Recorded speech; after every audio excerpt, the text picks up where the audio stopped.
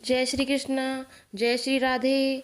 Madhav Kanha channel पर आपका बहुत बहुत स्वागत है। तो आज मैं बताऊंगी कि क्या आप लड्डू गोपाल को हर समय अपने साथ रखना चाहिए, घर में अकेले नहीं छोड़ना चाहिए, और यदि साथ रखना चाहिए तो उसके लिए क्या क्या सावधानी बरतनी चाहिए।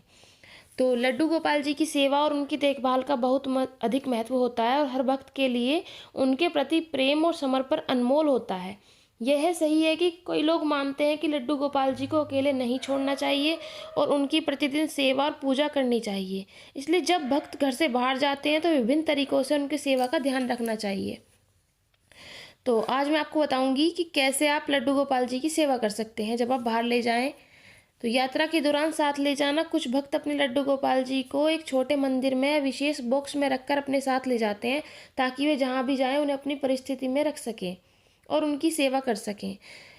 यदि संभव हो तो घर पर किसी विश्वसनीय व्यक्ति को उनकी सेवा के लिए जिम्मेदार बना सकते हैं, जैसे कि परिवार के सदस्य या करीबी मित्र हो सकता है कोई भी। कुछ भक्त लड्डू गोपाल जी की प्रतिदिन पूजा के लिए घर में एक स्थान पर उन्हें स्थिर रखकर वहां पूजा सामग्री, अवस्थ्य वस्त्र आदि व्यवस्था कर जाते हैं। वे लौटने पर फिर से उनकी सेवा कर सकते हैं। आसान आसन और बिछोने के लिए जगह सुनिश्चित करें। लड्डू गोपाल जी के लिए विशेष आसन और बिछोने की व्यवस्था की गई है, ताकि उन्हें आराम की शांति मिले। उनके लिए प्रतिदिन भोग की व्यवस्था करें, इसे विश्वसनीय व्यक्ति के माध्यम से करवाएं। आवश्यक पूजा सामग्री की व्यवस्था करें ताकि उनकी सेवा में कोई कमी ना हो। आपकी श्रद्धा और भक्ति के माध्यम से लड्डू गोपाल जी की सेवा प्रदान करना आपके धार्मिक जीवन का बहुत महत्वपूर्ण हिस्सा है, इसीलिए उन्हें ध्यान में रखते हुए आप इन उपायों को कर सकते हैं। तो आप जब भी अपने घर से बाहर जाएं तो आप लड्डू गोपाल जी को या तो साथ ले जाएं, या फिर उनके लिए आप कुछ सामान, वस्त्र वगैरह, भोग वगैरह वहीं पे ही अपने मंदिर में ही रख के जा सकते हैं।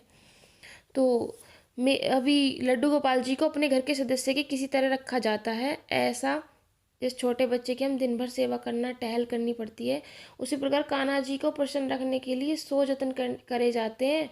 सबसे पहले सुबह उठकर इनकी सेवा पूजा करी जाती है, इन्हें नहलाया जाता है, फिर सुंदर पोशाक पहनाई जाती है, सिंहासन पर बैठाया जाता है, फिर इनकी पसंद की माखन मिश्री ने भोग लगाया जाता है। तो भक्तों, आपसे मेरा यही निवेदन है कि आप जब भी कभी बाहर जाओ तो या तो लड्डू गोपाल को साथ लेकर जाओ, या फिर उनकी सेवा के लिए किसी विश्वसनीय व्यक्ति, आपके पड़ोसी, आपके रिश्तेदार, कोई भी लड्डू गोपाल की सेवा कर सकता है।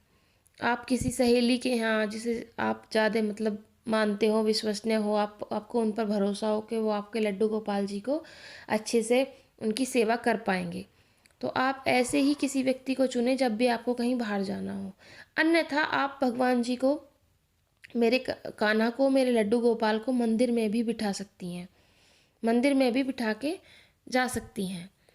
और अगर संभव हो तो आप उन्हें अकेला ना छोड़ें, अपने किसी रिश्तेदार को सेवा के लिए उन्हें 2 4 10 जितने दिन में भी आप आ सकते हैं उतने दिन के लिए बोल के लड्डू गोपाल जी से आपको परमिशन लेके और जब जाना चाहिए, तो इसमें कोई आपत्ति नहीं है।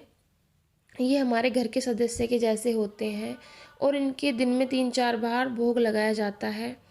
ये बड़े ही दयालु होते हैं, नटखट होते हैं, और ये अपनी कृपा सब पर बरसाते हैं। उनकी दया दृष्टि इतनी दूर तक का देख लेती है जहाँ तक कि हम नहीं पहुँच पाते। राधे राधे।